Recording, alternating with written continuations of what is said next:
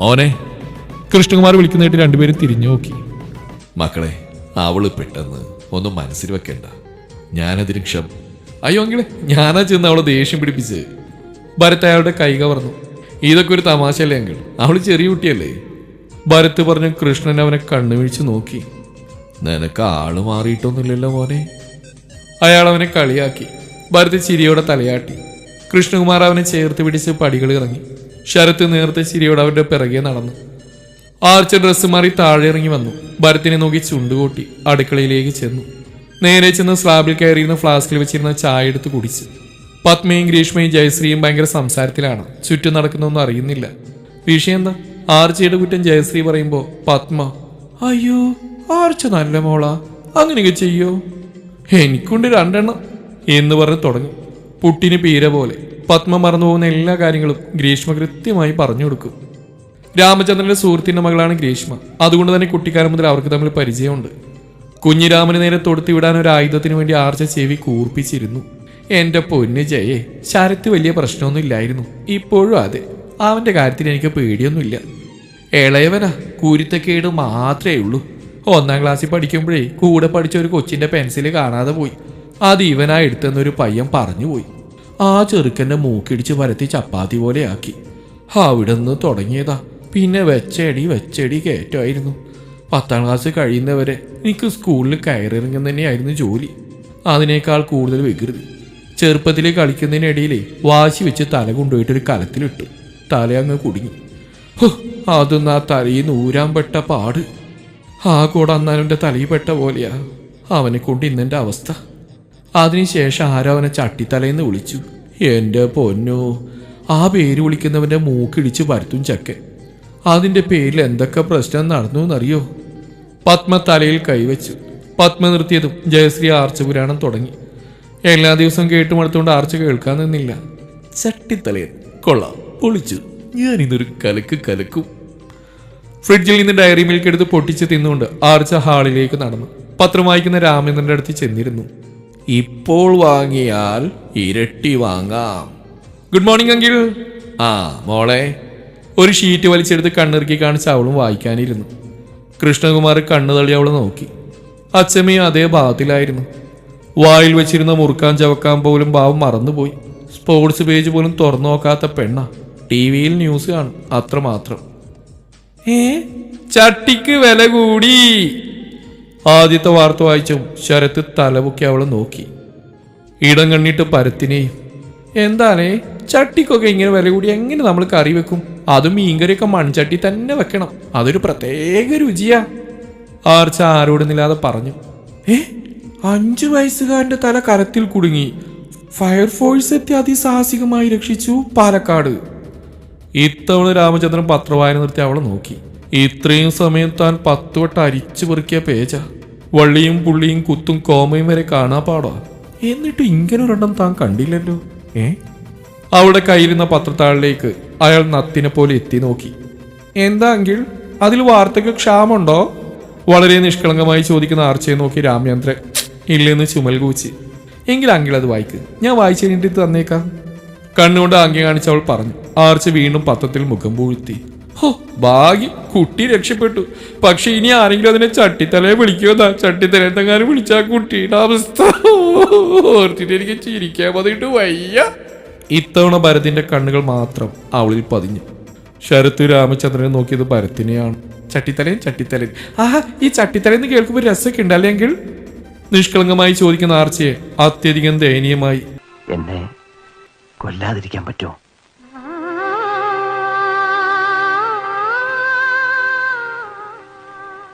ഇല്ല അല്ലേ എന്ന ഭാഗത്തിൽ രാമചന്ദ്രൻ നോക്കി. ശരത്താണെങ്കിൽ ഭരത്തിൽ നിന്ന് കണ്ണു മാറ്റിയില്ല.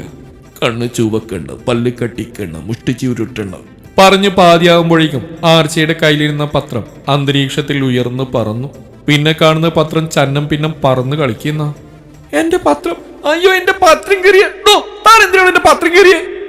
ആർച്ച ചാടി എഴുന്നേറ്റ് കീറിയ പത്രം കണ്ട അവന് നേരെ ചീറി. ആ വാർത്ത നീ വായിക്കണ്ട. ഭരത്തു അലറി. രണ്ടിന്റെ അലർച്ചയിട്ട് ബാക്കിയുള്ളവർ ചെവി പൊത്തി പിടിച്ചു. എന്ത് വാർത്തയാ ഭരത്തേട്ടാ? കണ്ണുമീഴ്ച നിഷ്കളങ്കമായി ചോദിക്കുന്ന ആർച്ചയെ കണ്ട് 4 പേരുടെ കണ്ണുകൾ തള്ളിമറിഞ്ഞ് താഴെ വീണ് പൊട്ടുമെന്ന അവസ്ഥയിലായിരുന്നു. കുറച്ചു മുമ്പ് നടന്ന അടിപിടിയിൽ ഇവരുടെ തല എവിടെയെങ്കിലും ഇടിച്ചോ എന്ന് പോലും കൃഷ്ണകുമാർ ചിന്തിച്ചു പോയി. ഇജാതി വിനയം. അത് പിന്നെ കരത്തിൽ തല കുടുങ്ങിയ വാർത്ത ഒന്ന് പതിരിയെങ്കിലും ഭരത് പറഞ്ഞൊപ്പിച്ച്. ആർച്ച കണ്ണുകൾ വിടർത്തി അവനെ നോക്കി. ഇല്ല, ഇനിയിപ്പം ഞാൻ എങ്ങനെ വായിക്കാനാ? അത് ഭരത്തേട്ടും കീറിക്കളഞ്ഞില്ലേ, ഞാൻ വേറെ വായിച്ചോളാം. ആർച്ച അടുത്ത പേജ് തപ്പിപ്പിടിച്ചെടുത്തു. ശരത്തിന് ആത്മാർത്ഥമായ കുറ്റബോധം തോന്നി. ഛേ, ഇത്രയും പാവപ്പെട്ടൊരു കുട്ടിയാണോ ഞാൻ തെറ്റിദ്ധരിച്ച്? വേണ്ടായിരുന്നു. അവിടെ ആ പരത്തേട്ടാവിളിൽ പോലും എന്തൊരു നിഷ്കളങ്കത, എന്തൊരു വിനയ കുലീനത. അവൻ സടകുടഞ്ഞു, അല്ല തലകുടഞ്ഞു. രാമചന്ദ്രൻ ശ്വാസം മൂക്കിലൂടെ എടുത്ത് താഴേക്കൂടെ വിട്ട് പത്രത്തിൽ ശ്രദ്ധിച്ചു. കൃഷ്ണകുമാർ മാത്രം ഇനി അടുത്ത എന്താന്നുള്ള ചിന്തയിലായിരുന്നു. ഭരത് കണ്ണുകളടച്ച് ദേഷ്യം നിയന്ത്രിച്ച് തിരികെ സോഫയിലിരുന്നു. മദ്യപിച്ച് വന്ന ഭർത്താവിന്റെ തലയിൽ ഭാര്യ മീൻ ചട്ടിയെടുത്ത് അടിച്ചു. അത് കൊള്ളാം. ചട്ടി തലയിൽ പൊട്ടിത്തകർന്ന സീൻ. ചട്ടിത്തലയിൽ ആർച്ച ആസ്വദിച്ച് മനസ്സറിഞ്ഞ് ചിരിച്ചു. നിന്നോടല്ലേ ഈ വാർത്ത വായിക്കേണ്ടത് പറഞ്ഞ്? ഭരത് ഫോൺ താഴെയിട്ട് വീണ്ടും അവൾക്ക് നേരെ അലറി. ഞാൻ വായിച്ച തനിക്കെന്താ? വായിച്ചു വളരുന്നെന്ന് കുഞ്ഞുണ്ണി മാഷ് വരെ പറഞ്ഞിട്ടുണ്ട്. ആർച്ചയും ചാടി എഴുന്നേറ്റ് പോരിന് വന്നു. നീ എന്ത് വേണേലും വായിച്ചോ, ഈ വാർത്തയെല്ലാം വേറെ നിനക്ക് വായിക്കാനില്ലേ? അത് വായിച്ചോ. സ്പോർട്സ്, രാഷ്ട്രീയം വേണേ ചരമക്കോളം വരെ എടുത്ത് വായിച്ചോ. ഇതെനിക്ക് ഇഷ്ടമല്ല, ഇഷ്ടമല്ല, ഇഷ്ടമല്ല. ഭരത് അലറി. അയിന്? ആർച്ച നിഷ്കളങ്കതയുടെ നിറകുടമായി. ആ അയിനിൽ ഭരതിന്റെ വാക്ഷരങ്ങൾ തട്ടിത്തടഞ്ഞ് മുനയൊടിഞ്ഞ് കുടിഞ്ഞ് താഴെ വീണു. നീ ബ്രേക്ക്ഫാസ്റ്റ് കഴിച്ചോ ആരു? സന്ദർഭത്തിനനുസരിച്ച ചോദ്യവുമായി ചാടി വീണ കൃഷ്ണകുമാറിനെ അന്യഗ്രഹ ജീവിയെ കണ്ടതുപോലെ എല്ലാവരും തുറിച്ചു നോക്കി. പാച്ചാളം ബാസിയെ പോലെ എല്ലാവരുടെയും മുഖത്തും വിവിധ ഭാവങ്ങൾ മിന്നി മറഞ്ഞു. ശരത്തു രാമചന്ദ്രനും രക്ഷപ്പെട്ടു എന്നാണെങ്കിൽ ആർച്ച നശിപ്പിച്ച് എന്ന മട്ടിലായിരുന്നു. ഭരത്താണെങ്കിൽ നിന്നെ ഞാൻ പിന്നെ എടുത്തോളാം എന്ന ചിന്തയിലും. അല്ലെങ്കിൽ ഈ പെണ്ണ് നേരത്തും കാലത്തും വല്ലതും കഴിക്കുമോ? കഴിച്ചാൽ ഇരുന്ന് കഴിക്കാൻ സമയമല്ല. ഉണങ്ങി ഈർക്കിൽ കൊള്ളി പോലെയായി. പണ്ട് മുതലും അതെ. കല്ലും മണ്ണൊക്കെ വാരി തിന്നാലും ഉണ്ടാക്കി വെച്ച ഭക്ഷണം തിന്നില്ല. ഇപ്പൊ തന്നെ കണ്ടില്ലേ കയ്യിൽ മിഠായും വെച്ച് നടക്കുന്നു. ആർച്ച കയ്യിൽ നിന്ന് ഡയറി മിൽക്കിനെ ദയനീയമായി നോക്കി. രാഷ്ട്രീയ ജാതി മത പ്രായ ഭേദമന്യ ജനങ്ങളുടെ കണ്ണിൽ ഉണ്ണിയായി ഞെളിഞ്ഞിരിക്കുന്ന ഡയറി മിൽക്കിനെ ഇങ്ങനെ അടിമുടി വെറും മിഠായി എന്ന് പറഞ്ഞ് ആക്ഷേപിച്ച് കളഞ്ഞ്. എല്ലാവരും വരും, ചായ കുടിക്കുക. ആരു വാ, വന്ന് എന്തെങ്കിലും കഴിക്ക്. ജയശ്രീ വിളിച്ചോ. കൃഷ്ണകുമാർ ശരത്തിനെയും രാമചന്ദ്രനെയും കൂടി ഡൈനിങ് ഹാളിലേക്ക് നടന്നു. അച്ഛമ്മ അല്പസമയം കിടക്കട്ടെ എന്ന് പറഞ്ഞ് മുറിയിലേക്ക് നീങ്ങി. ചെന്ന് വല്ലതും കഴിക്കാൻ നോക്ക്, ഈർക്കിൽ കൊള്ളി ഉണ്ണിയാർച്ചേ. ഭരത് അവിടെ അടുത്തേക്ക് നീങ്ങിന്ന് പതിയെ പറഞ്ഞു. നീ പോടാ ചട്ടിത്തല കുഞ്ഞിരാമ. അതേ രീതിയിൽ ചുണ്ടോട്ടി പല്ലുകടിച്ച് ആർച്ചയും മുരണ്ടു. ഇത്തവണ ഭരത് പകച്ച് പണ്ടാരടങ്ങി. അപ്പൊ അബദ്ധത്തിൽ വായിച്ചല്ല. ഇവൾക്ക് ഈ പേര് ഇപ്പൊ എവിടുന്ന് കിട്ടി? നിങ്ങൾ വരുന്നില്ല പിള്ളേരെ? പത്മയുടെ ചോദ്യം കേട്ടതും ഭരത്തിന്റെ പേര് പോയ വഴി മനസ്സിലായി. ആർച്ച പത്മക്ക് ഒരു ഉമ്മയും കൊടുത്ത് തുള്ളിച്ചാടി ഡൈനിങ് ഹാളിലേക്ക് പോയി. അമ്മേ! ഭരത്തും ചവിട്ടിക്കുലുക്കി ചെന്നു. പത്മ ചോദ്യഭാവത്തിൽ അവനെ നോക്കി. അമ്മയാണോ ആ പേരുകൾക്ക് പറഞ്ഞു കൊടുത്ത്? ഭരത് പത്മയുടെ അടുത്ത് നിന്ന് പല്ലടിച്ച് ചോദിച്ചു. ഏത് പേരടാ? പത്മ അവനെ നോക്കി കണ്ണു വീഴ്ചു. അമ്മേ! ഭരത് അരിശമൂത്ത് പല്ലടിച്ചു. പത്മവിന് വട്ടായ എന്ന എക്സ്പ്രഷൻ ഇട്ട് നിന്നു. അമ്മേ, ഈ കടലക്കറി ചട്ടിയിൽ വെച്ചാണ് അമ്മേ. കടലക്കറി എടുത്ത് ഒഴിക്കുന്നിടയിൽ ആർച്ച ഉച്ചത്തിൽ വിളിച്ചു ചോദിച്ചു. അല്ലടി, അണ്ടാവിലിട്ട് പുഴുങ്ങിയതാ. എന്നിട്ട് അതിൽ മല്ലിപ്പൊടി, മുളക് പൊടി, മഞ്ഞൾപ്പൊടി, ചിക്കൻ മസാല, സാമ്പാർ പൊടി എല്ലാം കൂടി ഇട്ട് വെള്ളമൊഴിച്ച് ഇളക്കിയെടുത്ത് നിന്റെ മുമ്പിൽ കൊണ്ട് വെച്ചു. കടലക്കറി മാത്രമല്ല, വേണേ നിന്നെ അണ്ടാവിലിട്ട് പുഴുങ്ങിയെടുക്കാം, വേണോ? ഭരത് അവിടെ മുന്നിൽ ചെന്ന് അലറി. കുടിച്ചുകൊണ്ടിരുന്ന ചായ ശരത്തിന്റെ നെറുകയിൽ കയറി. അവിടെ ഒരു ചട്ടി. അത് കേട്ട് പുറത്തൊരു പട്ടി കുരച്ചു. ടേബിൾ വെച്ചിരുന്ന ചായ എടുത്ത് അവൻ വായിലേക്ക് അമിഴ്ത്തി. അതുമാത്രമേ അവന് ഓർമ്മയുള്ളൂ. എന്റെ ശിവനേ! ഭരത്തിന്റെ അണ്ടകടാഹം വരെ പൊള്ളിപ്പോയി. ചൂട് ചായ. പാച്ചാളംബാസി പോലും കണ്ടുപിടിച്ചിട്ടില്ലാത്ത എക്സ്പ്രഷൻ ഇട്ട് നിൽക്കുന്ന ഭരത്തിനെ നോക്കി ആർച്ച ചിരി കടിച്ച് പിടിച്ച് നിന്നു. നിന്നെ ഞാൻ എടുത്തോളാം കേട്ടോ ഉണ്ണിയാർച്ച. ഓ ആയിക്കോട്ടെ. ആർച്ച വാ പൊത്തി പിടിച്ചവനെ കളിയാക്കി. അവളെ നോക്കി പേടിപ്പിച്ചവൻ പുറത്തേക്ക് പോയി. ആർച്ച പൊട്ടിച്ചിരിച്ചുകൊണ്ട് കസേരയിലേക്ക് വീണ് ചാഞ്ഞും ചെരിഞ്ഞും ടേബിൾ തലവെച്ച് കിടന്നു. ഇരുന്നും നടന്നൊക്കെ ചിരിച്ച് കണ്ണു നിറഞ്ഞ് വയറുവേദനിച്ചപ്പോഴാണ് ആർച്ച തല ഉയർത്തി നോക്കിയത്. തവിയും കയ്യിൽ പിടിച്ചിരിക്കുന്ന ജയശ്രീയെ കണ്ടതും ആർച്ചക്ക് അപകടം മണത്തു. നല്ല അപകടത്തിന്റെ മണം. ആരു അവിടെ നിന്നോ? മേശയ്ക്ക് ചുറ്റും ഓടുന്ന ആർച്ചയ്ക്ക് നേരെ ജയശ്രീ ഭീഷണി മുഴക്കി. സോറി അമ്മേ, വെറും വയറ്റിൽ അടി വാങ്ങിക്കാൻ തൽക്കാലം എനിക്ക് മൂടില്ല. അമ്മ കൂട്ടി വെച്ചോ, ഞാൻ സൗകര്യം പോലെ എല്ലാം വന്ന് വാങ്ങിച്ചോളാം. മീൻ കെട്ടോടുന്ന കാടം പൂച്ചയെ പോലെ ആർച്ച അടുക്കള വാതിൽ വഴി പുറത്തേക്ക് ചാടി. എനിക്ക് നീ ആ പച്ചവെള്ളം തരില്ല, ആ ചക്കനെയും വിളിച്ചു വന്നാ മതി, ജയശ്രീ വിളിച്ചു പറഞ്ഞു. അല്ലെങ്കിൽ എനിക്ക് പച്ചവെള്ളം വേണ്ട, അത് അമ്മ തന്നെ കുടിച്ചോ. എനിക്ക് നമ്മുടെ കിണറ്റിലെ സാധാ വെള്ളം മതി, പച്ച എനിക്ക് അലർജിയാ, ഓടുന്നതിനിടയിൽ തന്നെ ആർച്ച വിളിച്ചു പറഞ്ഞു. ഇറങ്ങി ഓടിയത് പറമ്പിലേക്കായിരുന്നു. വെളിക്കിരിക്കാനല്ല കേട്ടോ. പിറകിലേക്ക് നോക്കി ഓടുന്നതിനിടയിൽ മുന്നിൽ വന്നുപെട്ട ഭരതിനെ ആർച്ച കണ്ടില്ല. വീണിട്ടും പ്രത്യേകിച്ച് പരിക്കൊന്നും പറ്റാതെ ലാൻഡ് ചെയ്ത് സന്തോഷത്തിൽ കിടക്കുമ്പോഴാണ് ആർച്ച ദയനീയമായി നിലവിളി ശ്രദ്ധിച്ച്. കുഞ്ഞിരാമ. ആർച്ച കണ്ണുമിഴിച്ച് ചാടി എഴുന്നേറ്റു. നടുവിന് കൈയും കൊടുത്ത് ഭരത്തും. നിനക്ക് നടി കണ്ണു കാണില്ലേ? അയ്യോ. കൈ കുടഞ്ഞോണ്ട് ഭരത് മുഖം ചുളിച്ച്. അതിപ്പോ ഞാൻ ഓടുന്ന വഴിയിൽ വന്നിരിക്കാൻ നിന്നോട് ആരെങ്കിലും പറഞ്ഞോ? ആർച്ചയുടെ ചോദ്യം കേട്ട് ഭരത്തിന്റെ കണ്ണ് തള്ളി. ഇതിപ്പോ താൻ ചെന്ന് അവളെ തള്ളിയിട്ട് പോലെയല്ലേ ചോദ്യം? ആ, തനി വെബ് സീരീസ് സീരിയലൊന്നും കാണാറില്ല അല്ലേ? അതാണ്, പലപ്പോഴൊക്കെ കാണണം. ഹീറോയും വീഴുമ്പോ ഏത് പാതാളത്തിലാണെങ്കിലും ഓടി വന്ന് കൃത്യമായിട്ട് പിടിക്കുന്ന ആളാ ഹീറോ. ഇതൊരുമാതിരി പാൽപ്പായസത്തിലെ അണ്ടിപ്പരി പോലെ ജിമ്മിൽ പോയി ഉരുട്ടി വെച്ച മസിൽ മാത്രമുണ്ട്. കോഴിക്കടയിൽ ഗ്ലാമർ പുഷ്ടിയുള്ള കോഴിയെ ഫ്രണ്ടിൽ തൂക്കിയിടുന്ന പോലെ ഷോക്ക് ഉരുട്ടി കയറ്റി വെച്ചതല്ലേ? ആർച്ച സാമാന്യം നല്ല രീതിയിൽ പൂച്ചിച്ച് സ്കേർട്ടിൽ പറ്റി പിടിച്ച കരിയില തട്ടിക്കളഞ്ഞു. പറഞ്ഞു മുഴുവനാക്കുന്നതിന് മുമ്പ് ആർച്ച നിലത്തുനിന്ന് പൊങ്ങിയിരുന്നു. ഹൈ, എന്ത് രസാ. കണ്ണുമിഴിച്ച് മുകളിൽ കാണുന്ന ഇലകൾ അതിൻ്റെ ഇടയിൽ വരുന്ന സൂര്യപ്രകാശവും നോക്കി ആസ്വദിച്ച് കിടക്കുമ്പോഴാണ് താൻ എവിടെയാണെന്നുള്ള ചിന്ത ആർച്ചയ്ക്ക് വന്ന്.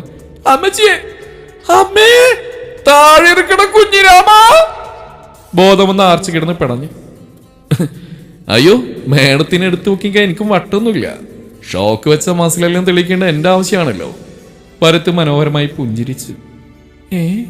ഇവന്റെ ഈ ചിരിയിൽ എന്തോ ഉണ്ടല്ലോ. ആർച്ചയുടെ ചിന്തകൾ നാലുപാട് ഓടി. അടുത്ത നിമിഷം ആർച്ച വായുവിലൂടെ ഉയർന്നു പൊങ്ങി. നിലവിളിക്കാൻ പോലും സമയം കിട്ടിയില്ല. നല്ല തണുത്ത സ്ഥലത്ത് ചെന്ന് വീണപ്പോഴാണ് ആർച്ച കണ്ണു തുറന്ന്. നോക്കാൻ സമയം കിട്ടിയില്ല. കണ്ണിലും മൂക്കിലും ചെവിയിലും അമ്മയെന്ന് വിളിക്കാൻ തുറന്നുപോയ വായിൽ ഉൾപ്പെടെ വെള്ളം കയറി. ആർച്ച ഒന്ന് പിടഞ്ഞ് ശക്തിയിൽ വെള്ളത്തിന് മുകളിലേക്ക് ഉയർന്നു. ആർച്ച ഉയർന്നു നിന്ന് ശ്വാസം വലിച്ചു വായുവിലുള്ള വെള്ളം തുപ്പിക്കളഞ്ഞ് മുഖം തുടച്ച് അവൾ ചുറ്റും നോക്കി. പറമ്പിലെ കുളത്തിലാണ്. പാടത്തേക്കും പറമ്പിലേക്കും വെള്ളം എടുക്കുന്ന ഒരു ചെറിയ കുളമുണ്ട്. ഓടി വന്നിന്ന് ഇതിന്റെ കരയിലാണോ ദേവിയെ? ആർച്ച കൈ നിവർത്തി വെള്ളത്തിൽ ആഞ്ഞിടിച്ച്. ഇനി ചേട്ടന്റെ മസിൽ പവറിൽ സംശയമുണ്ടോ മോളെ ഉണ്ണിയാർച്ചേ? കരയിൽ നിന്ന് ചോദിക്കുന്ന ഭരതിനെ നോക്കി ആർച്ച പല്ല് കടിച്ചു. നിനക്ക് വെച്ചിട്ടാ ചട്ടി തലയാ. അവിടെ വെച്ചേക്ക്, നല്ല വിശപ്പ്. ഞാൻ വല്ലതും കഴിച്ചിട്ട് വന്ന് വാങ്ങിച്ചോളാം ഉണ്ണിയാർച്ചേ. ഭരത് തിരിഞ്ഞടന്നു. ഭരത് കയറി വന്നു. എല്ലാവരും പുറകിലേക്ക് നോക്കി. എന്താ? അവനും തിരിഞ്ഞു നോക്കി. ആരും ഇവിടെ?